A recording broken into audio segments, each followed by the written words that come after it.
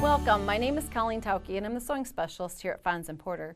In this Quilting Quickly tutorial, I'm going to show you how to put together the blocks in the quilt called Ruby Starflower. If you'd like to purchase this pattern or any of the items you see that I use in this video, please visit our website. We are going to be using 30s reproductions in 2.5-inch strips pre-cut. And then we're going to be adding the white background, a wonderful yellow, bright sunshiny yellow that is the blocks that kind of float between the pinwheels, and the inner border, and then using a larger scale blue and yellow print as the border. It's a fun way to use those pre-cut strips and create all kinds of individual blocks, each one being your next favorite. So this is the block that we're going to be making. It's a simple pinwheel, but there's a two-patch added in there to make kind of a sparkle to our block. So what we're going to be doing is you're going to follow your instructions for the number of rectangles that you're going to cut for the blades of the pinwheel, and you're going to cut those in sets of 4, so you have 4 that match for each pinwheel. And then from the background, we're going to work with just squares, and we're going to be then creating this portion of the block. So with all of those white squares, you're going to take each one of them and use your favorite marking tool, and you're going to mark a stitching line on the diagonal from corner to corner across the block, and you're going to go down through all of your white squares and do that same thing. Now we're going to stitch. We're going to place those. One moment though. You're going to want to place them so that when you peel back, you create this shape here, and make sure that you follow the instructions, or you pick your own direction for your pinwheels to spin, but you want to repeat that angle and that placement through all the blocks so that all of your pinwheels spin in the same direction. So here's the angle that we need. So I'm going to take that to the sewing machine. We're going to sew on the stitch, or actually on the line that we drew. Now I've got a lead of fabric under the machine so we can slide right off one piece and onto the next. And sometimes that's called a kind of a pigtail. It's got a different name. Sometimes Marianne and Liz have called it a spider, because by the time you get done with all the little threads off the end, it looks kind of like a spider. But we've created now this corner by flipping this up. We've got this edge of the block. So what I'm going to do is press that in place, set the seam by warming it up first,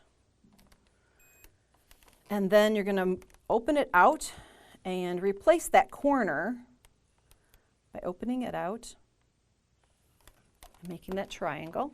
I have 4 of them already done here because we're going to also do that same method on the other side. So I've got 4 here ready, done, and so you see here that I went in and I trimmed away that underneath layer. We don't need all the layers there, we just need that white triangle now.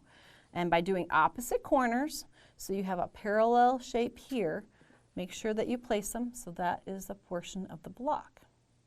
Now let's lay out those 4 pieces. We've got a portion of it constructed, and then we'll get down to the last piece here. We need the white and the yellow. The fun part about that is a quick strip set. From the yellow, you'll cut 2.5-inch strips, and from the background, 2.5-inch strips. You sew those together into a strip set. I have one already completed. Normally, we then press our seam allowances toward the darker fabric. In this case, it would be the yellow. And then you need to subcut off of that units that are 2.5. I've got this edge already straightened up, and we'll just cut a few units off of there. If you haven't done this process before and how to get your ends straight, we'll start from the selvage. We're going to overcut that piece a little bit, leaving the selvage on there, but knowing that we need a 2.5-inch strip.